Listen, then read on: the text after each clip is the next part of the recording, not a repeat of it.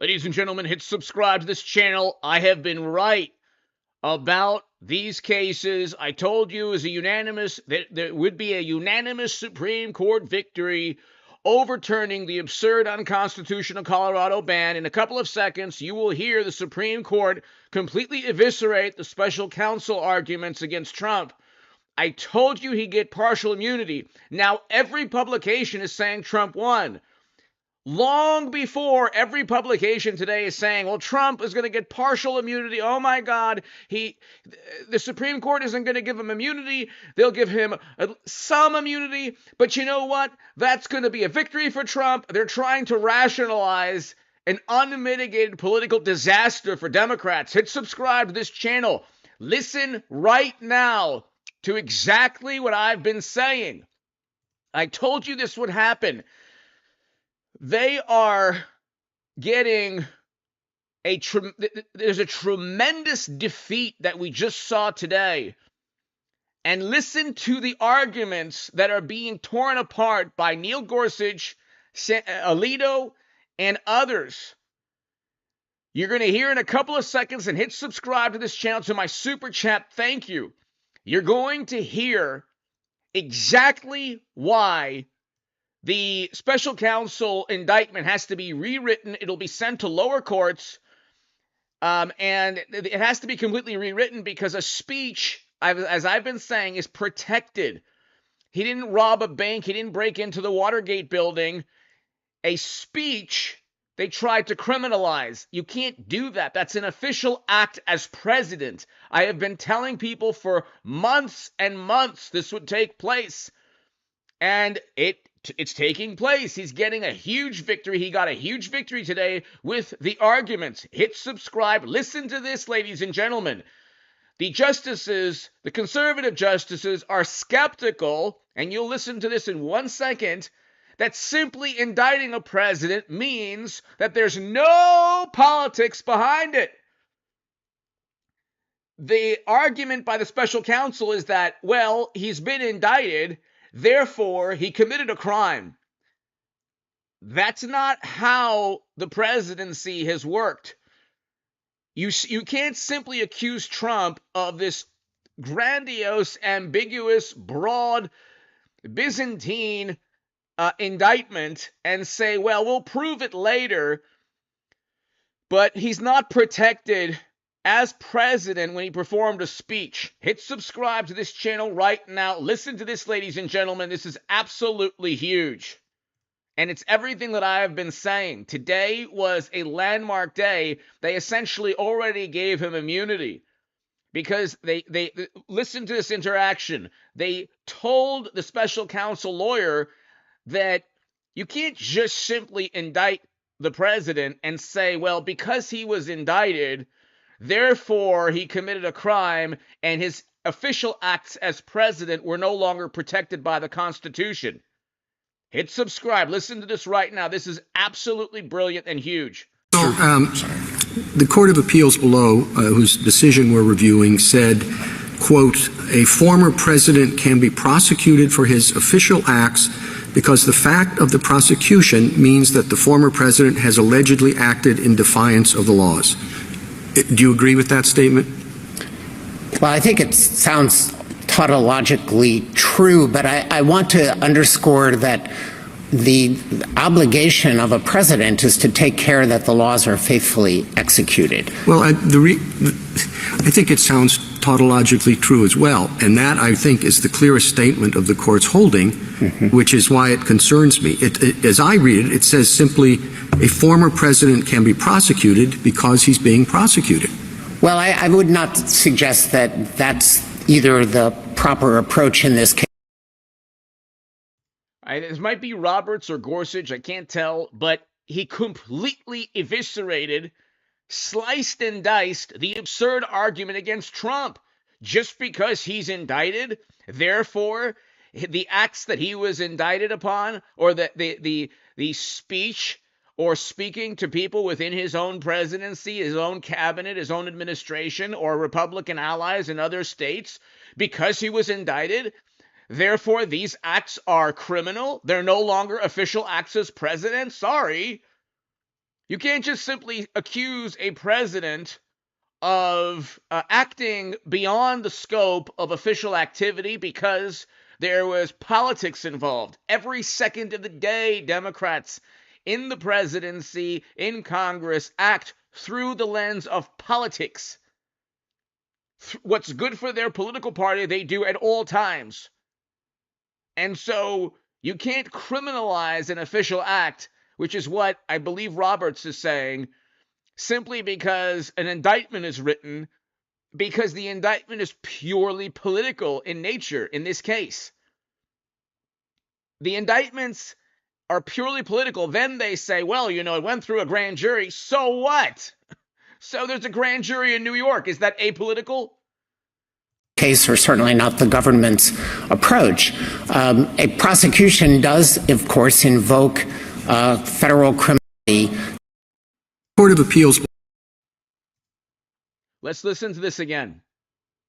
below, whose decision we're reviewing, said, quote, a former president can be prosecuted for his official acts because the fact of the prosecution means that the former president has allegedly acted in defiance of the laws. Do you agree with that statement? Well, I think it sounds tautologically true, but I So the special counsel lawyer he can't even acknowledge that it makes no sense.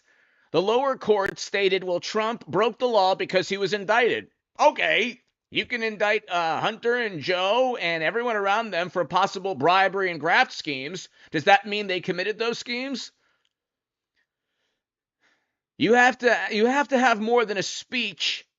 You have to have a lot more than just a speech and that Trump spoke to people to say that he committed a crime. That's the point here.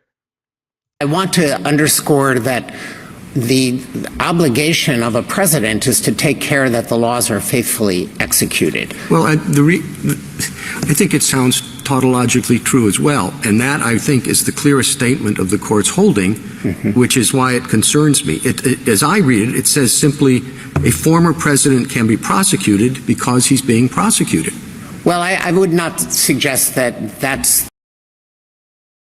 And that is the argument of Democrats. Of course he can be, of course the speech was criminal in nature. Well, the special counsel indicted him. There was nothing wrong with that speech. He's protected. He'll get partial immunity, and that's the point. You can't simply say that Trump is a criminal because his speech led to criminal activity when nobody at the action, there's nothing within the speech, no words, sentences, anything that tell anyone to commit a crime. If anything, Trump said, remain peaceful, go peacefully. He didn't say commit crimes. And he furthermore did not have anything to do with impeding an official proceeding, which they're indicting him on also. So you can indict him, but simply the act of indicting him doesn't mean he's not protected as president. Just like I think it was Chief Justice Roberts, I believe it's Roberts, who's saying, well, but the lower court said that he committed a crime because he's been accused of committing a crime. But we're talking about a president with the power and the authority and the privilege of conducting a speech without being criminalized for the speech, especially when the speech itself had literally nothing to do with the criminal behavior. Either the proper approach in this case or certainly not the government's approach. A prosecution does, of course, invoke federal criminal law. The allegations have to be presented to a grand jury. So what? A grand jury where? In a region or city or place within this country that where people get their news entirely from CNN and MSNBC and go to sleep at night with listening to Kimmel and Stephen Colbert and enjoy Saturday Night Live and listen to wonderful, morally superior actors like Robert De Niro? You mean a grand jury can't be influenced to achieve a political verdict? Oh my God, what world are we living in? Maybe, just maybe, things aren't apolitical. Maybe they're not purely, completely objective, like when the DNC chairwoman was forced to resign in 2016 after she stated it would be fair and neutral, completely railroading Bernie Sanders, who, of course, did nothing about it. But Trump is not a Bernie Sanders. Trump stands up for his voters and himself. Okay? Trump is a very honorable man when it comes to standing up for principle. That's why he tried desperately to bring home Americans from never-ending counterinsurgency conflicts with the Doha Agreement, and he did so, and Biden completely botched that. It was a May 1st, 2021 withdrawal. That's why he allocated more funding to historically black colleges and universities than any president ever, made the funding permanent, moved the embassy to Jerusalem, despite backlash that we're seeing even to this day.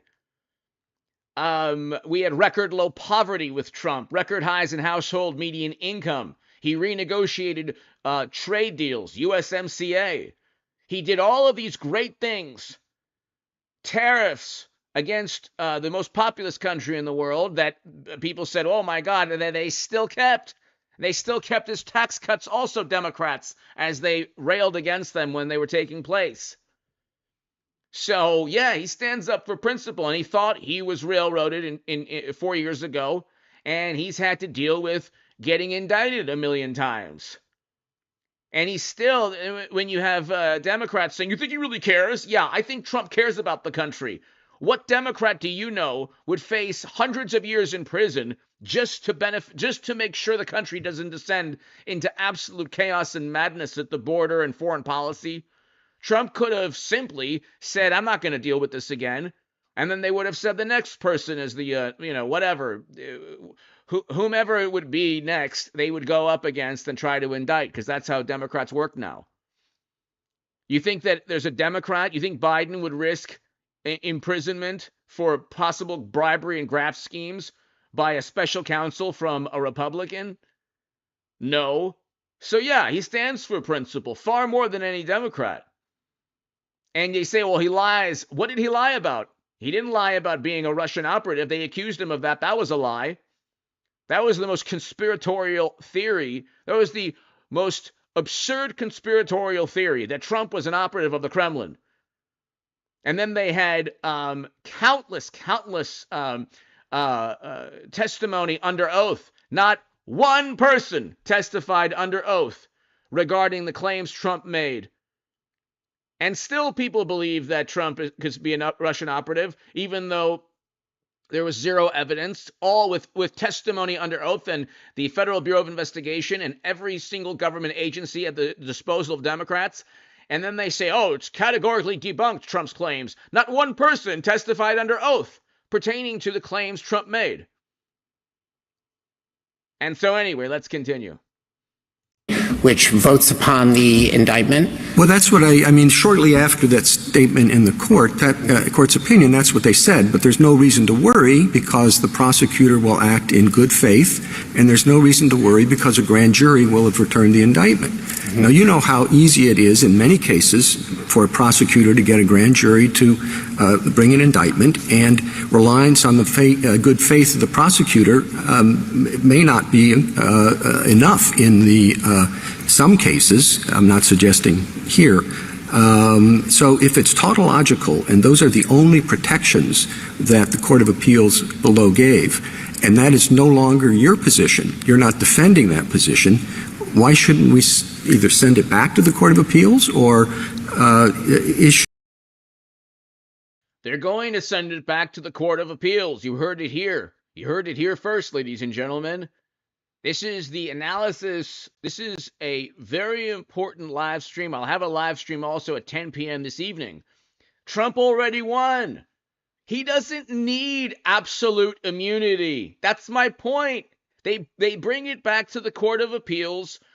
There's zero chance that he gets a trial before November 5th. Okay? Then it goes back to the Supreme Court potentially.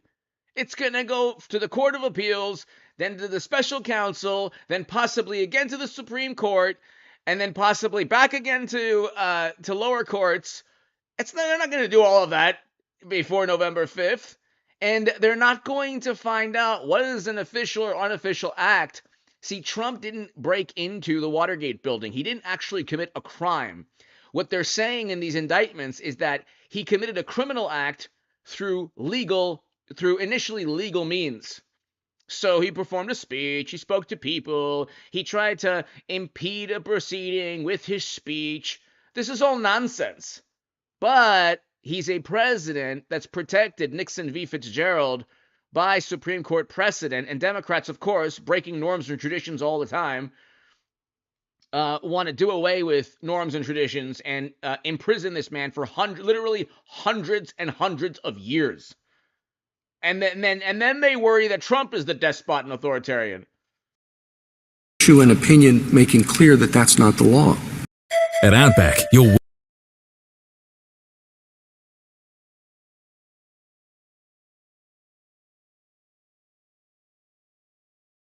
overseas activity that would result. The act of the prosecution means that the Court of Appeals below.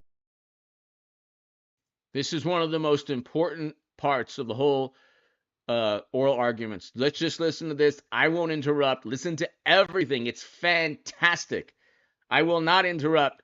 But the argument, the entire special counsel is completely eviscerated by this interaction between the conservative justices and the special counsel lawyers. This is very important. This is a landmark moment in U.S. history, ladies and gentlemen. It really is. It really is.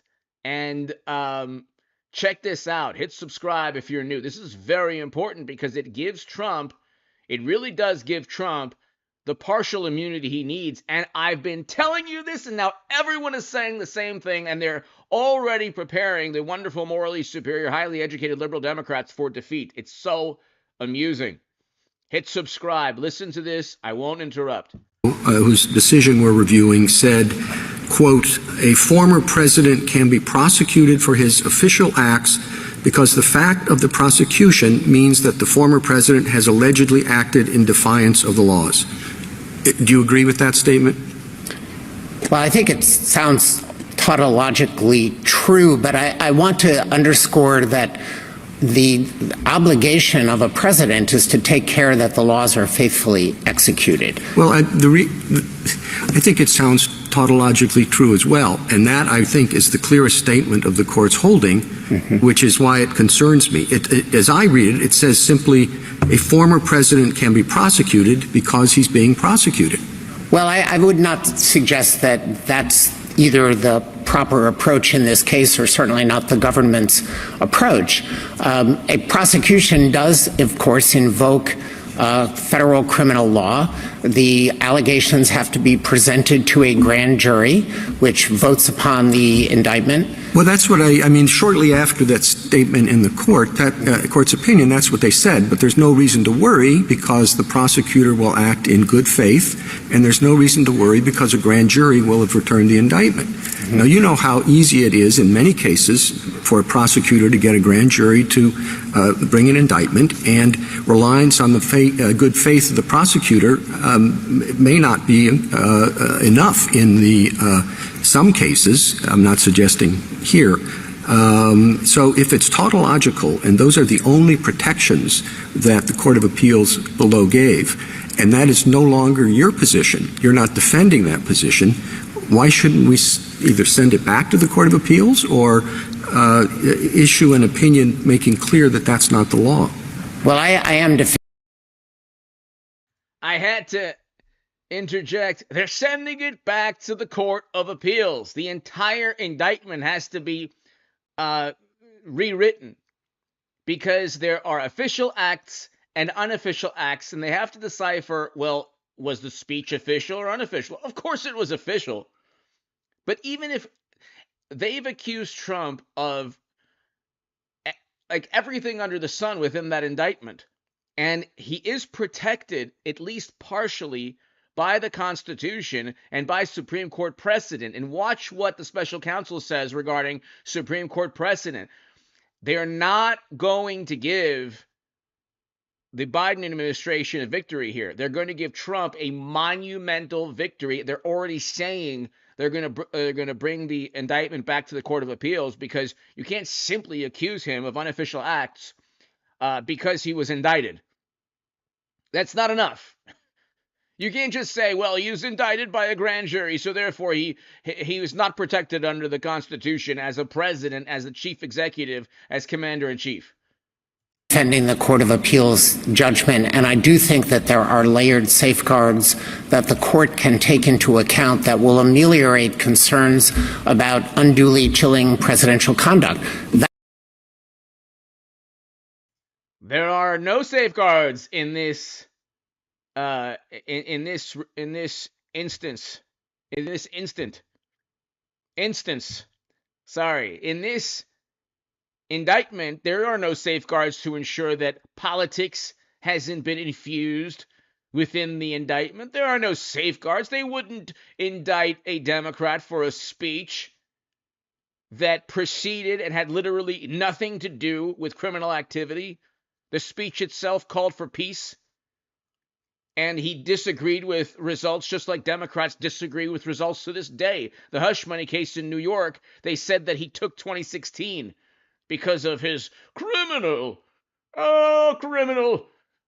plot to pay the stormy one. That concerns us. We are not endorsing a regime that we think would expose former presidents to criminal prosecution in bad faith, for political animus, without adequate evidence. A politically driven prosecution would violate the Constitution under Waite versus United States. It's not something within the arsenal of prosecutors to do. Prosecutors take an oath. The Attorney General takes an oath. They just did it. And they apparently went against their oath that they took. They would never in a million years indict and imprison Chuck Schumer for his speech directly preceding a madman trying to take the life of Justice Kavanaugh. Okay, when Chuck Schumer stated, "Yo, the whirlwind, you don't even know what made threatening statements." And then after that, a madman tried to take the life of a Supreme Court justice. You think these prosecutors are going after Schumer? Of course not. Of course not. Then they say, well, we took an oath. Well, a grand jury. Well, a judge. These are all political. These are all, Democrats are brilliant at using politics. Well, actually, they're really not, because they're going to lose every single case. But they're very good at getting Trump indicted, the media after Trump, conspiratorial theories like Trump was a Kremlin operative that people still believe. They're very good at like Mueller, the Mueller probe, getting people to testify under oath. Trump never got people to testify under oath pertaining to his claims. They say his claims were completely false, debunked, false. He never had the luxury of even one testimony under oath. There was not even one legitimate investigation. All of his claims were really there was never a claim that Trump made that was truly investigated. There might have been an error in terms of a simple error here and there in terms of tabulation. And then Democrats said, oh, look, oh my God, everything's perfect now. We found this. It was a simple error in tabulation. Oh. And then there were all of these bizarre anomalies that took place that nobody was really made to testify under oath. So there was no testimony under oath, but there was infinite testimony under oath with Mueller. And now you have the hush money. I mean, they're all, oh my God. So Trump doesn't get the luxury of that. Democrats do. So they've politicized everything except the Supreme Court.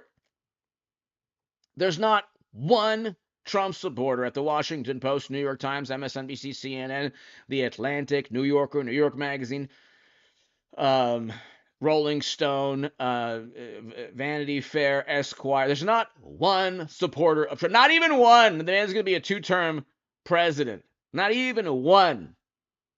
And he gets 70 to 80 million Americans to vote for him. Not even one. supporter of Trump in American media by and large. Except you have Fox News, and even then, there's like some people who are like on the fence. So, Well, I don't want to overstate Your Honor's concern with potentially relying solely on good faith, but that's an ingredient, and then the courts stand ready to adjudicate motions based on selective prosecution, political animus. This court relied on those very protections in the Right. Vance case just 2 years ago. But what concerns me is, as you know, the Court of Appeals did not get into a focused consideration of what acts we're talking about or what documents we're talking about because of its adoption of what you termed, and I agree quite correctly, as a tautological statement, because the fact of prosecution was enough to take away any official immunity. The fact of prosecution, they had no need to look at what courts normally look at when you're talking about a privilege or immunity question. And that's the problem with the special counsel indictment. That's why Trump wins yet again. You don't have to be a legal scholar to understand this. This is so amazing and awesome and brilliant. The indictment states that that Trump was no longer protected as president because his speech, normally protected as an official act, was no longer a speech. Why? Because he disagreed with results. That's not enough to simply say that Trump no longer was president or no longer had the protections afforded by the Constitution as president. You can't simply say, well, we indicted him. Well, a grand jury indicted him. Well, these prosecutors took an oath. They all worked for Biden. And if it was Trump, he would be a despot, authoritarian, totalitarian. Oh my God, tyrant! Stop us from Trump! Help us! Stop us! But then with when they indict and want to imprison Trump, well, this is the rule of law. We're apolitical. And we're objective, and we took an oath. Yeah. Well, I think I would take issue, Mr. Chief Justice, with the idea of taking away immunity. There is no immunity that is in the Constitution unless this court creates it today. There certainly is no textual immunity. We do not submit that that's the end of the story. You don't need to have textual immunity. You just need to look at Nixon v. Fitzgerald. That's why the Supreme Court exists, to interpret the Constitution. United States versus Nixon wasn't a textually based case. Neither was Nixon versus Fitzgerald. We endorse both of those holdings. But what is important is that no public official has ever had the kind of absolute criminal immunity that my friend speaks of, even with respect to the speech or debate clause. It's very narrow. It's focused on legislative acts. It's not focused on everything that a congressman does. And it responds to a very specific historical circumstance that basically involved the two other branches potentially harassing legislators and preventing them from doing their jobs. That's why it ended up in the Constitution. Nothing like that ended up in the Constitution for the presidents, and that's because one of the chief concerns of the framers was the risk of presidential misconduct. They labored over this. They adopted an impeachment structure that separated removal from office as a political remedy from criminal prosecution. This departed from the British model. The British He was acquitted. If indeed he committed these major high crimes and misdemeanors and obvious criminal activity, the special counsel case is that obviously he committed a crime. What's the problem? Well, then why wasn't he convicted in the Senate? Oh, well, then the Republicans couldn't see. I thought they took an oath too. You don't trust the Republicans to be apolitical and nonpartisan, but they took an oath to protect and preserve the Constitution. You mean that their oath is different from the prosecutor's oath? Oh, okay. So you think that politics is involved with the impeachment where he was acquitted because apparently there were no crimes egregious enough for Republicans to say, oh my God, this is so horrible, we have to imprison this man. And I think there was even a couple of Democrats that side, who knows, one or two. But the special counsel's argument is, well, we have to protect the country from this madman, this criminal, even though his crimes weren't egregious enough for him to have been convicted in the Senate. Oh, but the grand jury is apolitical. And the special counsel is nonpartisan. But the Senate is very partisan. Model was you get impeached and criminally prosecuted and convicted in the same proceeding. The framers did not want that.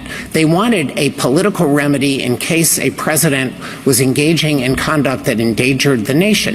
He could be removed. He can't be prosecuted while he's a sitting president. That's been the longstanding Justice Department position. Mr. Dreeben, you dispute the proposition that a former president has some form of immunity. But as I understand your argument, you do recognize that a former president has a form of special protection. Big dental bills can often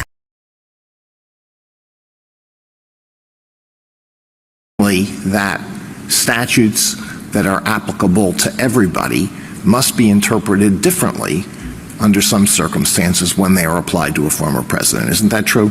It is true because, Justice Alito, of the general principle that courts construe statutes to avoid serious constitutional questions, and that has been the longstanding practice of the Office of Legal Counsel in the Department of Justice. All right, so this is more, I think, than just a quarrel about terminology, whether what the former president gets is some form of immunity or some form of special protection, because it involves this difference, which I'm sure you're very well aware of. If it's just a form of special protection, in other words, statutes will be interpreted differently as applied to a former president, then that is something that has to be litigated at trial. The former president can make a motion to dismiss and may cite OLC opinions, and the district court may say, well, that's fine, I'm not bound by OLC, and I interpret it differently, so let's go to trial.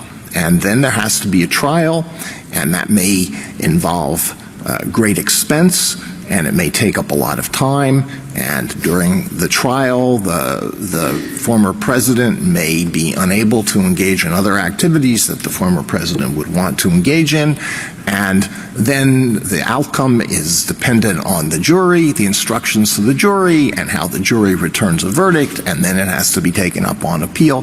So the protection is greatly diluted if you take the form, if it takes the form that you have proposed. Now, why is that better? It's better because it's more balanced. The blanket immunity. More balanced for whom? More balanced for a Democratic president that performs a speech and then left-leaning demonstrators 20, 30, 40 minutes later commit crimes, and then a Republican says that speech directly led to that criminal activity. Let's imprison the Democrat president for hundreds of years. What does that even mean? Justice Alito said, hey, there's a process here. There are official and unofficial acts. We don't even know what's official and what's unofficial. In the indictment, everything Trump does was an unofficial act. That's not possible. It's unconstitutional. In the special counsel indictment, everything Trump is accused of, the speech, speaking to political allies, the speech impeding an official proceeding, which of course the speech did not,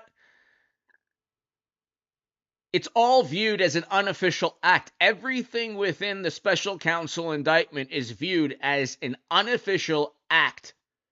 This, of course, is completely absurd. That petitioner is arguing for just means that criminal prosecution is off the table unless he says that impeachment and conviction have occurred. Those are political remedies that are extremely difficult to achieve in a case where the misconduct occurs close to the end of a president's term. Congress is unlikely to crank up the machinery to do it. And if the impeachment trial has to occur after the president has left office, there's an open question about whether that can happen at all. So you're arguing against most far-reaching aspects of Mr. Sauer's argument, right? That is correct. And let me turn then to why. Well, what about, to unpack it a little more, do you agree that there are some aspects of Article II presidential power that are exclusive and that Congress cannot regulate and therefore cannot criminalize? Absolutely. Okay. For other official acts that the president may take that are not within that exclusive power, assume for the sake of argument, this question, that there's not blanket immunity for those official acts, but that to preserve the separation of powers, to provide fair notice, to make sure Congress has thought about this, that Congress has to speak clearly to criminalize official acts of the president by a specific reference. That seems to be what the OLC opinions suggest. I know you have a little bit of a disagreement with that, and what this court's cases also suggest. So, Justice Kavanaugh, I'd like to take all of those in turn because I don't think this court's cases speak that broadly. So Kavanaugh, like Alito and Gorsuch and Roberts and Justice Thomas and Barrett, he's saying, well, you do admit that there are official acts. You can't indict a president for an official act, right? Well, yeah, it's true. It's going to go down to the lower courts. The way the indictments are written in Georgia, in the Florida, in D.C., the hush money, he'll probably get convicted, or, there might be one very courageous or two very courageous individuals, but that conviction will be overturned on appeal. None of these cases are going to imprison Trump. None of them.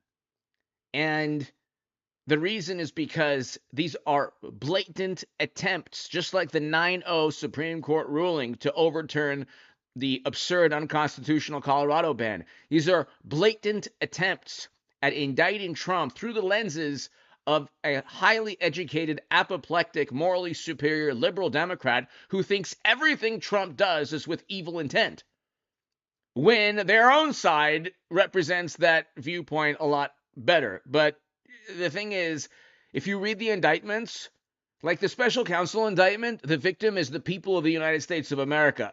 Okay? Yes, when Biden won, we're all suffering now. So I guess that's true. I definitely don't think that the Office of Legal Counsel opinions stand for this broad proposition that unless the president is specifically named, he's not in the statute. And I don't think that that's necessary in order to afford adequate protection for the president's valid Article II functions. Well, you said unless, sorry to interrupt, but I want to just get this out and you can incorporate it in the answer. You said unless there's a serious constitutional question. Correct. Well, it's a serious constitutional question whether a statute can be applied to the president's official acts. So wouldn't you always interpret the statute not to apply to the president, even under your formulation, unless Congress had spoken with some clarity? I don't think across the board that a serious constitutional question exists on applying any criminal statute to the president. The problem is the vague obstruction and 371 conspiracy to defraud the United States can be used against a lot of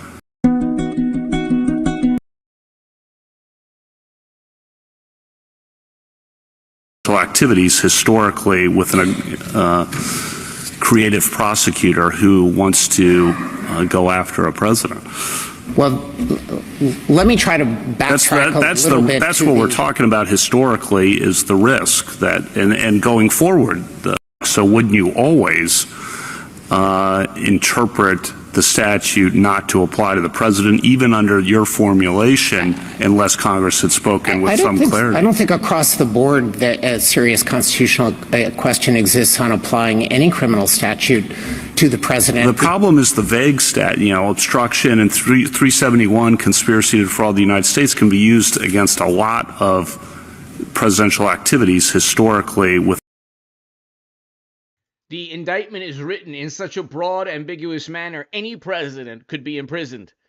That's what they were trying to do with Trump. That's why they didn't want the Supreme Court to look at it, ladies and gentlemen, because it's the only institution in America that hasn't been completely influenced by the morally superior, highly educated, highly apoplectic, wonderful liberal Democrats. It's the only, there's not one supporter of Trump at the Washington Post or New York Times. Not one. There's not one. It's really not one supporter of Trump within New York's legal system. Maybe the Court of Appeals, they don't support him, but they're going to have to overturn. There's an overturn. Something big happened today pertaining to legal cases that perhaps weren't filed correctly in New York. But the point is, you're not going to get the Supreme Court, a conservative 6-3 Supreme Court majority, to allow the federal government to go after a prior president, a former president, based on these broad, ambiguous statutes, because obviously politics is involved. It's apparent to every American, even the ones that want to imprison Trump, that Biden is going after Trump. This is obvious. If Trump did this to Biden or Clinton, oh my God, the same people who want to imprison Trump would say, he's a tyrant, he's a despot, oh no, look what he's doing. This is a great exchange with Kavanaugh. Creative prosecutor who wants to go after a president. Well, let me try to backtrack a little bit. That's what we're talking about historically, is the risk that, and going forward, the risk. So you can take all of that. I think that the question about the risk is very serious, and obviously it is a question that this court has to evaluate.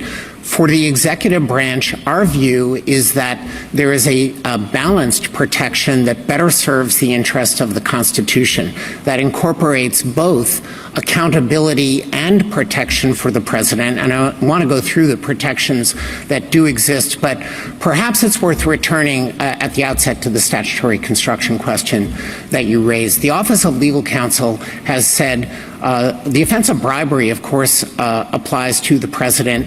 It does not name the president. Justice Gorsuch, Section 201 does not specifically name. So then why isn't Biden indicted?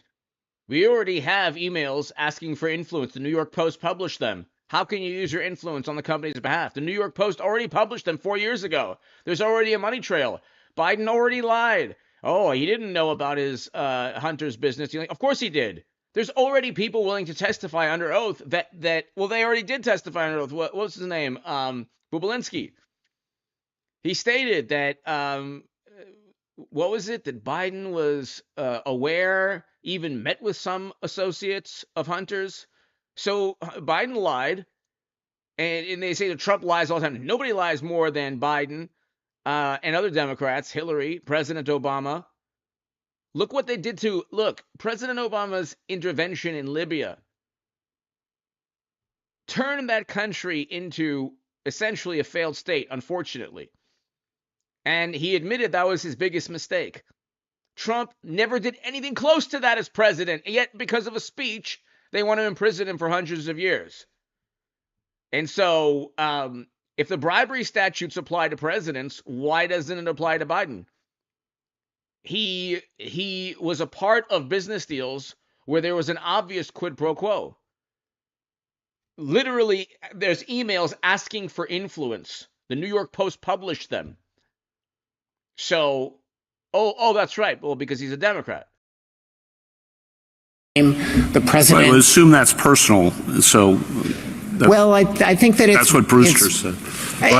Bribery statute in 607 says the president. I've got it in front of me, and so there is that. Well, let me just back up, though, just a second to what was a quick exchange with Justice Kavanaugh that I just want to make sure I understand. Yeah. Did you agree that there are some core functions of the executive that President conduct that Congress cannot criminalize? Yes. Is that a form? I mean, we can call it immunity or you can call it they can't do it, but what's the difference? We call it an as-applied Article 2 challenge. Okay. Can we call it immunity just for shorthand's sake? So I think we are kind of narrowing. The special counsel can't admit that they agreed that some acts are protected by presidential immunity, so they changed the word. The ground of dispute here. It seems to me there is some area you concede that an official acts that. I don't know if you heard me. The special counsel is stating that as actually using the immunity, admitting that presidents are protected with presidential immunity, but they're not calling it that. and then Kavanaugh or Gorsuch is like, yeah, well, let's just call it immunity because that's what you're admitting to. That Congress cannot criminalize. And now we're just talking about the scope. Well, I don't think it's a just, but I think it's a very significant gap between any official act and the small core of exclusive official acts. I got that, but I want to explore that, okay? So, for example, let's say a president leads a mostly peaceful protest sit-in in front of Congress because he objects to a piece of legislation that's going through. Mm-hmm. And it, in fact, delays the proceedings in Congress. Now, under 1512C2, that might be corruptly impeding an official proceeding. Get your free copy of my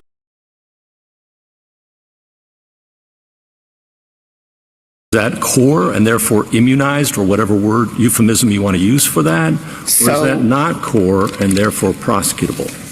Well, without a clear statement that applies to the president. It's not core. The core kinds of activities that the court has acknowledged are the things that I would run through the Youngstown analysis. And it's a pretty small set, but things like the pardon power, the power to recognize foreign nations, the power to veto legislation, the power to make appointments, these are things that the Constitution specifically. But a speech apparently is not protected. If the speech is about how Democrats railroad their political opponents, then it's not protected. But getting us, and the special counsel argument is literally getting us into endless wars is, of course, protected. You can't convict a president for any foreign policy debacle. Otherwise, Biden would have already, and President Obama and others would have already, Bush would have already been convicted. Trump was the first president we had in decades not to get us into a foreign entanglement. But the special counsel argument is you cannot indict and imprison a president because he got us into a war or destroyed a country like President Obama did with Libya. You can't. There's no way you can indict Obama or Biden. There's no way. Actually, I agree with that because that's a whole other. But I agree with that. A president must be able to conduct foreign policy that you vote for. If a president does bad things, it's unfortunately the people who were deceived or duped who voted for them, like the people who voted for our current president, mashed potato brains. You know, you have to have a president that is independent of political persecution by the other side. But the special counsel is saying you can imprison Trump for a speech, but you can't imprison President Obama for a failed intervention in Libya. Allocates to the president. Once you get out, a president then could be prosecuted for the conduct I described after he leaves office. Probably not, but I want to explain the framework of why I don't think that would be prosecution that would be valid. First, I think you need to run through all of the sort of normal categories of analysis. Is there a serious constitutional question that's posed by applying that statute to the president? If so, then you may well default to it does not apply, at least on that fact Well, I thought you said pattern. it, that was my question. Yes, and I you said it fell outside that core, we'll call it immunity for simplicity's sake. Yes, I understand. But there's a separate category. Okay, so why couldn't he be prosecuted for leading a civil rights protest in front of the Capitol that delays a vote on a piece of important legislation? So I think what you need to do is run through all of the very president-specific protective layers of analysis. So one of them is whether the statute would be construed not to apply to his conduct, even if it's not part of that small core of things that Congress can't regulate at all.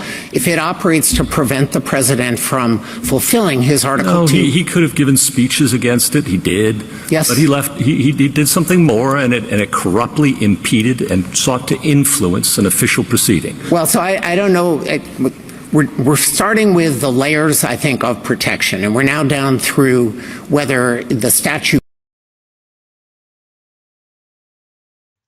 So the conservative justices are asking, well, so Trump is indicted and they want to imprison him for impeding and interfering with an official government proceeding. Well, what if another president does that? Oh, well, that's different. Don't you know? It's different. Oh, there's a lot of protection. Same thing happened.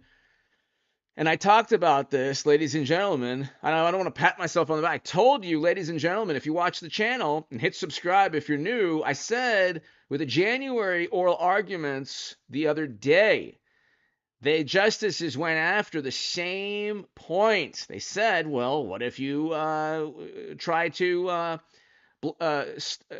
take over a bridge and you block traffic? Then what? Oh, well, and then they try desperately to defend the left-leaning or liberal or progressive or Democratic Party demonstrations that lean left. Well, you have to know they're doing bad, all this stuff. Trump had zero clue that his speech would result into madness and chaos. Absolutely zero clue. Trump is a great man, very intelligent, very, very good at foreign policy, very good at economic policy, but very naive at times. Very naive at times. He had no clue. He had no clue that his speech would lead to, and he believed everything he was saying, just like half the country does. They said, well, there's no evidence. There was no investigation.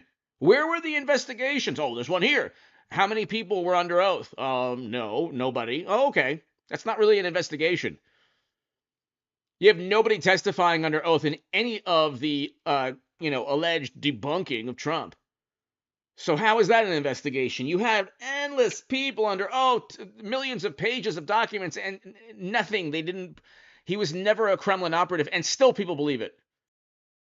It would be construed to apply to him. Then there'd be a question of whether. Assume it does. I will assume it. Then there's a question of whether he has the state of mind necessarily to Assume he violate does. it. Okay. Nobody knows what corrupt intent means. We've been around that tree we will twice probably already. find out. And maybe it means that he knows that he was doing wrong, is what the government told us. Right. He knows. This is so hilarious. This is so hilarious. Part of the sweeping, broad, Byzantine, ambiguous, grandiose indictment against Trump is that he had corrupt intent. That he knew he was wrong. He knew. He didn't know he was wrong. He still believes to this day that he was railroaded, just like Bernie Sanders was with the DNC primary. Okay, they say, well, there's no evidence. Yeah, there was no investigation. Nobody was ever forced to testify under oath. Nobody was. It was always a journalist asked somebody at the county, and the county debunked the bad Trumper asking questions. And then it was false, 25,000 Pinocchios, false, false, false, debunked, false. Yet again, Trump lies through his teeth. Of course, the man who couldn't even string two sentences together and never really campaigned and doddering and, stumbling about, with like two people, three people listening to his speeches. Of course, that person was the most popular of all time. I definitely agree with that. I agree with that. And you'll never get anyone to say otherwise, because it's, of course, completely fair. And I would never say that things were not fair. Of course, the DNC primary was not fair, but that's the Democrats never do anything like that. They would never do anything like that ever again. He knows he's doing wrong. He knows he shouldn't be up there blocking a congressman from. Well, let me get to the next layer then, which is that the president does have access to the attorney general to provide legal advice, and regularly gets legal advice from the attorney general on the lawful scope of the president's activities. And so the attorney general, if Trump ever had an attorney general that sided with him, they would say the attorney general was compromised. Could go down two tracks here. One is that the attorney general advises him that as an incident of his Article II authority and in carrying out the functions of the presidency, he can lawfully participate in that protest. It's kind of the First Amendment analog to the president's official powers, which the court is exploring in other cases. Alternatively, the attorney general could advise him, I'm sorry, Mr. President, there's nothing in the language of this statute that carves you out. I don't see a serious constitutional question in it because you don't have to do that. And I would advise you not to violate the criminal law. I don't see a serious constitutional question. Who are you to say this to? Who is the special counsel to, who is the special counsel to say that we don't see a constitutional question or dilemma here? What?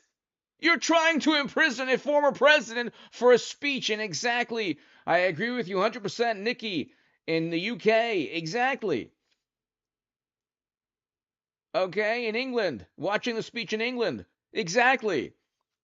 And the special counsel says, I mean, this is the government exhibiting this hubris and this arrogance. Well, we don't see a real problem with this. Well, what's the problem? We just want to go ahead and imprison Trump. He's bad and mean. Haven't you read his mean tweets? Let's just imprison him. My God, it's like, well, it don't work that way. You have to prove. You cannot prove malice or criminal intent when he performed a speech where he said, "Go peacefully and have your voices heard." Go peacefully. How do you misconstrue the words "go peacefully"? What does that mean to a wonderful, morally superior liberal Democrat? What do those words mean? Go peacefully. How can you say "go peacefully" means criminal intent, and also he meant to obstruct an official proceeding? How do you make that absurd, grandiose, completely ridiculous leap of logic? Well, they do. That's what I've been telling you for a long time, ladies and gentlemen. He's going to get a huge victory by the Supreme Court. And notice they don't say he's a threat to democracy anymore because the Supreme Court keeps siding with Trump. And I said that they would. Prosecuted. No. If he gets a negative opinion from the Attorney General, he still couldn't be prosecuted? I'm going to assume that most presidents are not going to take but if he gets one and does it anyway, then he could be prosecuted. Well, so then if we are down at that level, I think what we are really asking is whether the president is subject to the criminal law. And our answer is yes, he is subject to the criminal law. Mr. Dreeben, can we go back? They're not asking, is he subject to the criminal law? They're asking, the justices are saying, well, there are official and unofficial acts as president. You didn't indict him on breaking into the Watergate building or selling narcotics, or you didn't indict him on committing some kind of rebellion. You didn't indict him on breaking into a bank. You indicted him on a speech where you assumed he had criminal intent. And from that speech that preceded criminal activity, you're saying that his speech was part of the criminal activity when it had literally nothing to do with the criminal. They're trying to imprison him for doing things that a president can do. There was no overt criminal activity. That's the problem here. Anyway, huge victory. Nicholas, thank you so very much. T-Duck, thank you so very much. Huge victory, ladies and gentlemen. And I don't want to pat myself on the back, but I've been ahead of the curve. I have been. People say, well, your titles. I'm like, well, I've been ahead of the curve. They gave him essentially immunity today. Partial. If all he gets is 10% of his speech is covered under presidential immunity, the entire special counsel case is dissolved. Goes back to lower courts, and then they have to decipher what's presidential, what's not. Then it might go back to the Supreme Court, because the lower courts might say, well, when Trump spoke to an official, that was beyond the scope of presidential authority. What? Why? Because it's Trump? And then they have to debate again. When Trump is in office, when a Republican, what they're doing is they're trying to change the presidency forever. And they don't care because they think that they'll be able to get away with circumventing any precedent because they're Democrats and they have, activists within major publications throughout the country and cable stations, and they have all of Hollywood. So they think they can just completely rewrite the rule book and imprison Trump, and that they won't be harmed by this precedent. But it doesn't work that way. The Supreme Court not only is conservative, but the Supreme Court is, like I said, even the liberal justices sided with Trump. What they're doing against Trump is completely unconstitutional. We saw that with the Colorado ban. We're going to see that now with a huge victory. This is a landmark, historic victory for the rule of law. Notice Democrats talk about the rule of law, except the highest court in the land is the Supreme Court. And they interpret the Constitution, which is the foundation of our rule of law. Give me your thoughts below. Huge victory. Be here tonight at 10 p.m. Eastern. Thank you, everybody. God bless you all. Huge victory today for Trump. They essentially gave him immunity.